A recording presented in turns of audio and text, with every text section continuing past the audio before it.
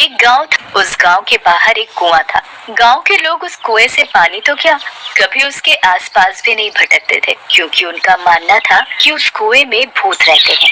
हर अमावस्या की रात को उस कुएं से भूतों की एक बारात बाहर निकलती है, गाजे बाजे के साथ। उस बारात में एक दूल्हा जो घोड़े पर सवार होता है, वो भी भूत होता है। वो बारात गांव में आती है और एक जवान लड़की को ले जाती है। आज फिर ये मनहूस अमावस्या की काली रात आ गई। घर में जवान बेटी है, कैसे उसकी रक्षा करूं? करने की कोई जरूरत नहीं, मैंने सभी खिड़की दरवाजे बंद कर दिए हैं। कोई भी दरवाजा खटखटाए तो खोलना मत। आज हम में से कोई नहीं सोएगा। तभी सुखदेव की बेटी विमला बोलती है, बापू, मुझे कुछ होगा तो नहीं ना? मुझे उन भूतों के साथ नहीं जाना। मेरी बच्ची, हमारे होते हुए तुझे बिल्कुल भी डरने की जरूरत नहीं। पूरा गांव अपने अपने घरों में छिपकर बैठा था।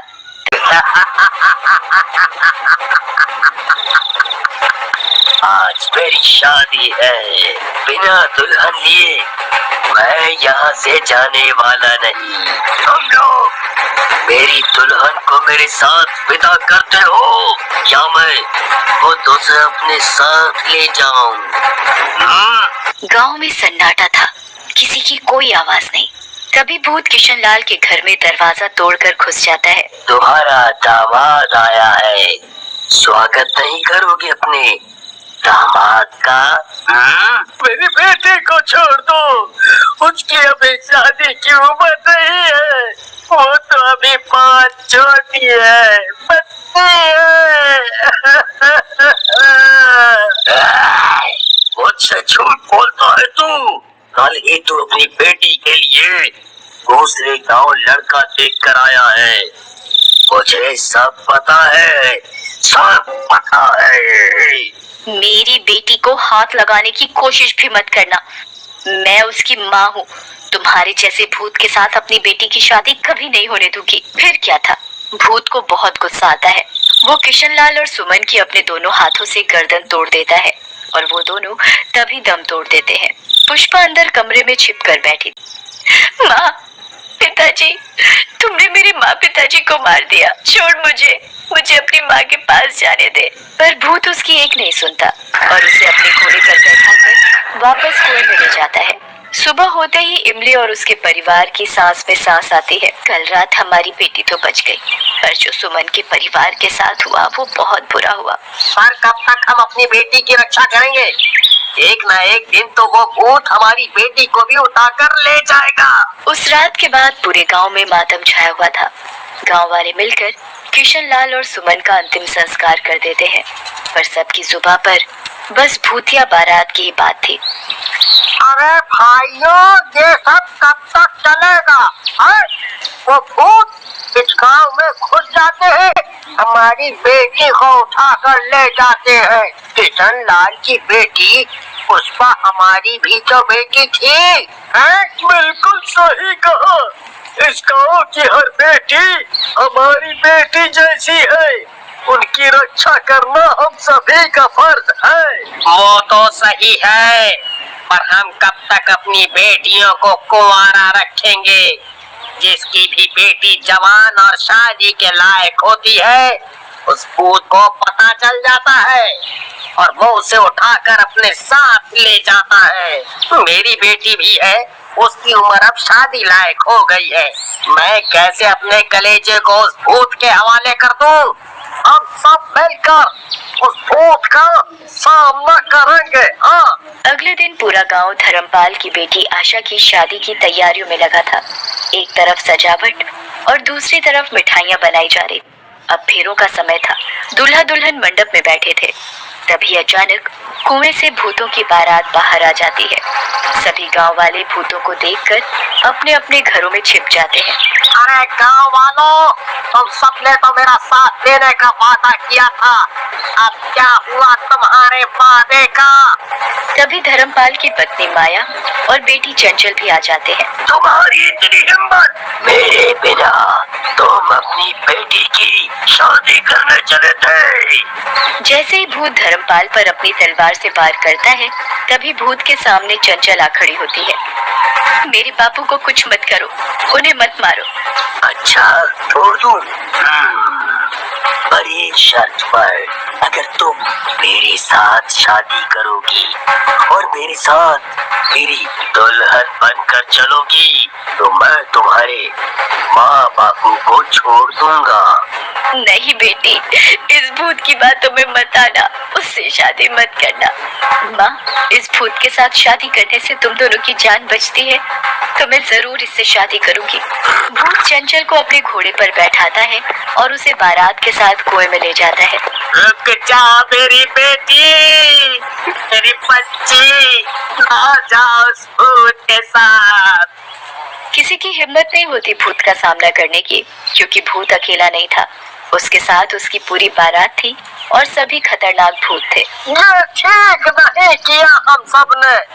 मेरी बेटी अभी बहुत छोटी है, पर एक दिन उसकी उम्र भी शादी की होगी। क्या तब भी मैं ऐसा करता जो मैंने आज किया? गांव की बेटियों को हम यूं ही उस भूतिया बारात के हवाले करते आ रहे हैं, कहीं कल मेरी बेटी का नंबर ना हो। दूर खड़ी सुखदेव की बेटी विमला सबकी बातें बड़ी ध्यान से सुन रही थी। तभी उसे अपने भैया समीर का ध्यान आता है, जो सालों से शहर में ही रह रहा था। हाँ, भैया ही मुझे उस भूत से जरूर बचाएंगे। अभी जाती हूँ मैं भैया को फोन करने। विमला तेजी से घर की तरफ भागे जा रही थी। घर पहुँचते ही विमला अपने भैया समीर को फोन करती है। फोन समीर ही उठाता है। भैया, मुझे बचा लो, मुझे भूत से शादी नहीं करनी। छोटी, चुप हो जा। और तू ये क्या बोले जा रही है? कौन भूत? किसकी शादी? विमला समीर को उस भूतिया बारात के बारे में सब बता देती है। ये सब क्या है? भला भूत की भी कोई बारात होती है? मैं सच बोल रही हूँ भैया। छोटी, अब तुझे घबराने की कोई जरूरत नहीं। मैं अगली ट्रेन पकड़कर सीधा गांव आ रहा हूँ। मैं भी तो देखूं जरा उस भूत को। समीर तुरंत ट्रेन पकड़कर शाम तक गांव पहुंच जाता है। गांव पहुंचते ही समीर गांव वालों पर बहुत गुस्सा करता है। तुम सब कितने कायर हो? अपनी ही बेटी को उस भूत के हवाले कैसे कर सकते हो? मुझे अभी भी यकीन नहीं हो रहा कि तुम सब सच बोल रहे हो। क्या मुझे कोई पूरी बात बताएगा? हमने कभी तुझे इसलिए नहीं बताया कि कहीं तू परेशान न हो वहाँ। मैं बताता हूँ अब। कई साल पहले इस गांव में दूसरे गांव से बारात आ रही थी, नाचते गाते हुए। सभी बहुत खुश थे, पर अचानक रास्ते में कुछ लुटेरों ने बारात को रोक लिया और उन्हें लूटने लगे। उनके सभी कीमती गहने और सभी पैसा उन लुटेरों ने ले लिया था। बारात के साथ जो दूल्हा था, उसने उन लुटेरों से बहुत विनती की कि उन्हें जाने दें, छोड़ दें, पर लुटेरे मार पीट पर उतर आए। अच्छा, तो ये बात है। मुझे एक तरकीब सूझी है। तुम सबको मेरा साथ देना होगा। उस मंडप में दुल्हन की जगह मैं बैठ जाऊंगा, दुल्हन का जोड़ा पहनकर। वो भूत मुझे दुल्हन समझकर अपने साथ उठा कर ले जाएंगे। मेरा उस कुएं में जाना बहुत जरूरी है। समीर ने जैसा सोचा था बिल्कुल वैसा ही हुआ। थोड़ी ही देर में वहाँ भूतिया बारात पहुँच गई। भूत अपनी दुल्हन को उठाकर अपने घोड़े पर बैठा लेता है, फिर बारात कुएं में चली जाती है। अंदर का नजारा देखकर समीर के होश उड़ जाते हैं। चारों तरफ कंकाल पड़े थे। वो कंकाल उन सभी बारातियों के थे जो अब मरकर भूत बन गए थे। तभी समीर अपने से दुल्हन का जोड़ा अलग कर देता है। धोखा, मेरे साथ धोखा हुआ। दुल्हन की जगह इस लड़के को भेजो। तभी समीर अपनी जेब से माचिस निकालता है और उन सभी कंकालों में आग लगा देता है। सभी कंकाल जलते ही पूरी बारात दूल्हे समेत गायब हो जाती है। राजू नाम का लड़का कोमल नाम की लड़की से शादी कर लेता है और उसकी एक बेटी होती है, पर उसके माँ बाबा को वो लड़की पसंद नहीं होती। अजी, ये हमारा बेटा तो माना ही नहीं, ले आया इस गरीब को, ना दहेज आया ना कुछ। कोमल सभी का बहुत ही ध्यान रखती है, यहाँ तक कि उनके कुत्ते टॉमी का भी। अगली सुबह राजू को शहर जाना पड़ता है। पीछे से मोहना और मोटा राम कोमल को मारकर घर के आंगन में दफना देते हैं। लो मोहना डार्लिंग, तुम्हारा काम तो हो गया। तभी राजू की बेटी जोर जोर से रोने लगती है।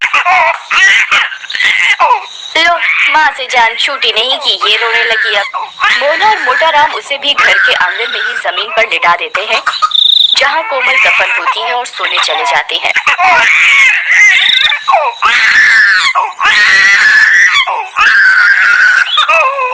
गुड़िया के रोने की आवाज से कोमल की लाश तड़पने लगती है और चुड़ैल बनकर जमीन से बाहर आ जाती है।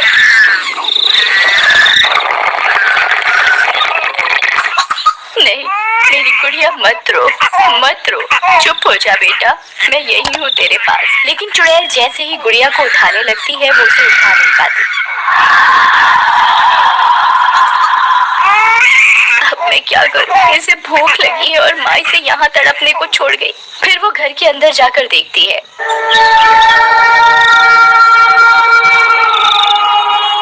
क्या मोना डार्लिंग, मजा आया पीकर? तुम तो आज बहुत खुश होगी, बला टली। ये सब देखकर कोमल को बहुत गुस्सा आता है, पर वो जैसे ही उन्हें मारने जाती है वो मार नहीं पाती। मैं क्या करूं? मेरी बच्ची बाहर कितनी देर से रो रही है। खा पी कर दोनों सो जाते हैं। कोमल बाहर जाती है, टॉमी उसे देख लेता है।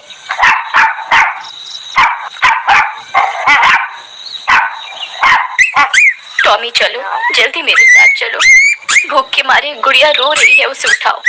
टॉमी चुड़ैल के साथ जाता है और गुड़िया को कपड़ों से उठाकर घर में बिस्तर पर लिटा देता है।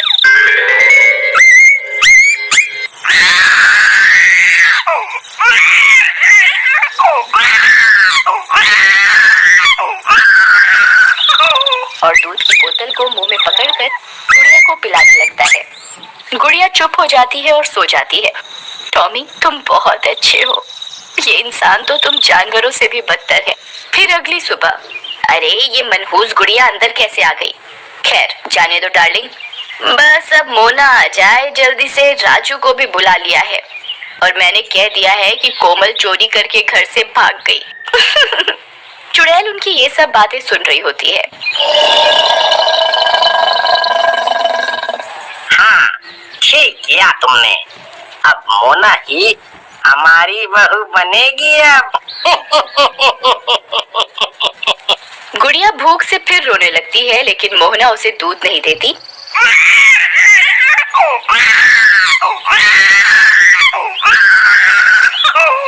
और वो घूमने निकल जाते हैं। टॉमी उन पर भौंकने लगता है। फिर वो चले जाते हैं और गुड़िया का रो रो कर बुरा हाल होता है।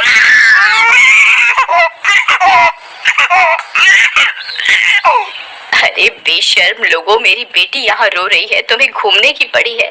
टॉमी अब क्या करे? तभी टॉमी दूध की बोतल को देखता है तो वो खाली होती है।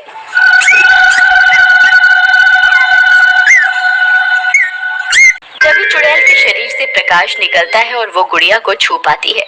माँ, तेरा बहुत बहुत धन्यवाद माँ। वो गुड़िया को उठा लेती है और अपना दूध पिलाने लगती है। रात हो जाती है और मोहना और मोटा राम वापस आते हैं।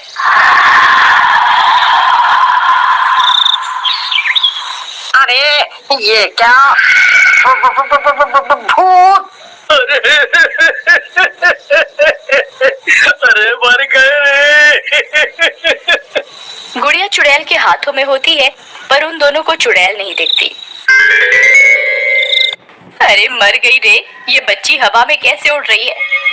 अजी लगता है इसको किसी ने गोद में उठा रखा है, लेकिन किसने? वो दोनों डर के मारे घर से बाहर भागने लगते हैं। अरे मम्मी बचा लो, अरे मर गया रे, भागो रे। जैसे ही वो दोनों घर से बाहर भागते हैं, उन्हें रास्ते में राजू मिल जाता है। अरे माँ बाबा, क्या हुआ? अरे बेटा, घर पे भूत है। लेकिन जैसे ही वो सब घर पर जाते हैं, वहाँ कोई नहीं होता और गुड़िया भी आराम से बिस्तर पर खेल रही होती है। और कोमल गुड़िया के पास खड़ी होती है, पर किसी को दिखाई नहीं देती। माँ, यहाँ तो कोई नहीं है, और मुझे ये बताओ कि कोमल कहाँ गई? पता नहीं बेटा। फिर सब सोने चले जाते हैं, पर राजू को नींद नहीं आती और घर के बाहर चला जाता है।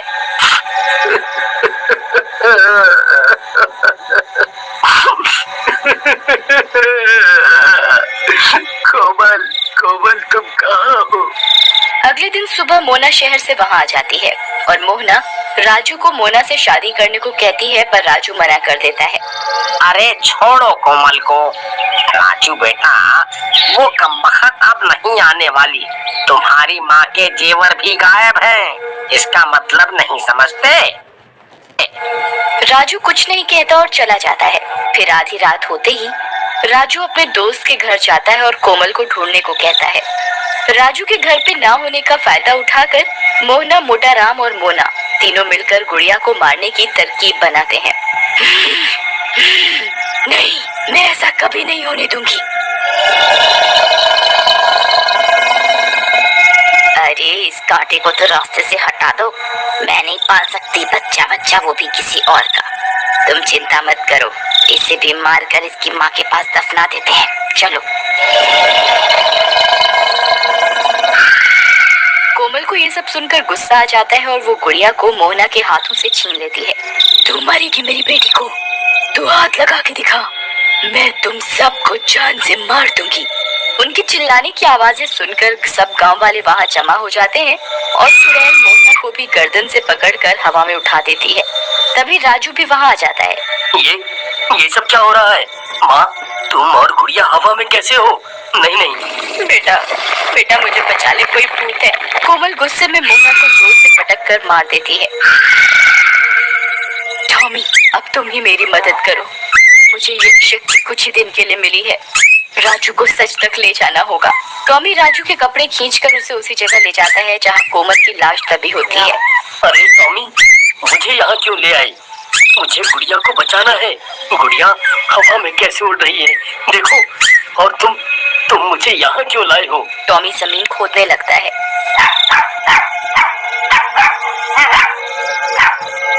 और उसमें से कोमल की लाश निकलती है, जिसे देखकर राजू की आंखें फटी की फटी रह जाती हैं।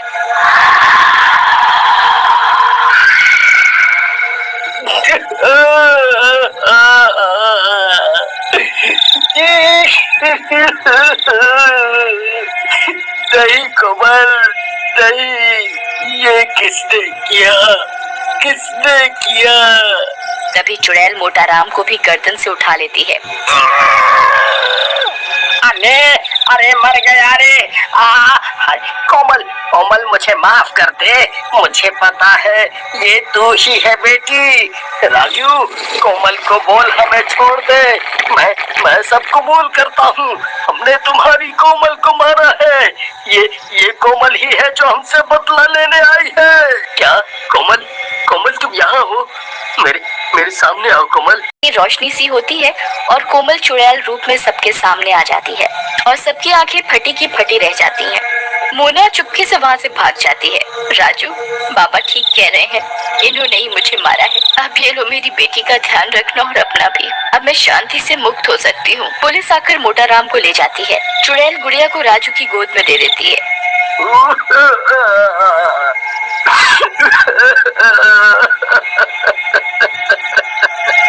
कोमल, ये सब क्या हो गया?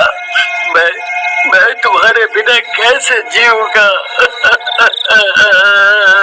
चुड़ैल राजू और अपनी बेटी को गले से लगाती है और फिर गायब हो जाती है।